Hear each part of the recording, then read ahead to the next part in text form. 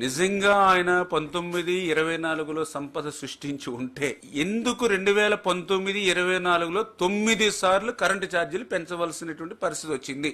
Direct question. ఎందుకు నేను ఈ మాట చెప్తున్నానంటే 2014లో రాష్ట్ర విభజన జరిగినటువంటి పరిస్థితుల్లో ఆ రోజు విద్యుత్ లోటులో ఉంటే చంద్రబాబు నాయుడు గారు అధికారంలోకి వచ్చిన తర్వాత 14-19లో చంద్రబాబు నాయుడు గారు తీసుకున్నటువంటి నిర్ణయాలతోటి మిగులు విద్యుత్తుగా ఆ రోజు మేము 19కి మార్చి 5 సంవత్సరాల్లో మేము ఒక్క రూపాయి కూడా విద్యుత్ ఛార్జీలు పెంచకుండా ప్రజల మీద భారం వేయకుండా 24x7 ఆ రోజు మేము విద్యుత్తును అందించాం. మీకు తెలుసు, మాకు తెలుసు. మరి నువ్వు 19-24లో నువ్వు సంపద సృష్టించినట్లయితే మిగులు విద్యుత్ ఉన్నటువంటి రాష్ట్రాన్ని కూడా ఎందుకు మరి నువ్వు 9 సార్లు విద్యుత్ ఛార్జీలు పెంచావు? 9 సార్లు విద్యుత్ ఛార్జీలు పెంచడమే కాదు, ఏదైతే ట్రూ అప్ ఛార్జీలు గాని ఏదైతే సర్ ఛార్జీలు పేరు చెప్పి ఎందుకు నువ్వు 5 సంవత్సరాలు పేద తరగతి మధ్యతరగతి వర్గాలు నడ్డి విరిచావు? ఇది సెకండ్ క్వశ్చన్. థర్డ్, నువ్వు 19-24లో నువ్వు చేసినటువంటి పాపాలు ఏవైతే ఉన్నాయో ఈ రోజుకి కూడా, ఎందుకంటే మళ్ళీ ఇప్పుడు నువ్వు ఏదైతే డిస్కమ్స్ ఉన్నాయో మరి వాళ్ళకు కూడా నువ్వు పెట్టినటువంటి అప్పులు ఏదైతే దగ్గర 18,000 కోట్లు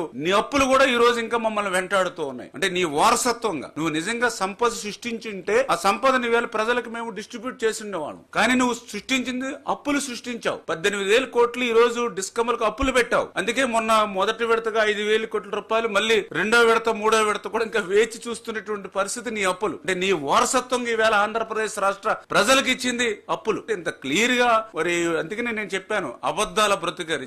జగన్మోహన్ రెడ్డి అంటే అబద్దాల బ్రతుకు. ఇటువంటి అబద్దాలకి అసత్యాలకి ఎక్కడైనా ప్రపంచంలో పేటెంట్ హక్కు కేర్ ఆఫ్ ఏదైనా ఉందంటే అది జగన్మోహన్ రెడ్డి. అబద్దాలను అసత్యాలను కూడా అలవోకగా మాట్లాడేటువంటి శక్తి ఆయనకి మాత్రం ఉంది, ఈ ప్రపంచంలో ఇంకెవరికి లేదు.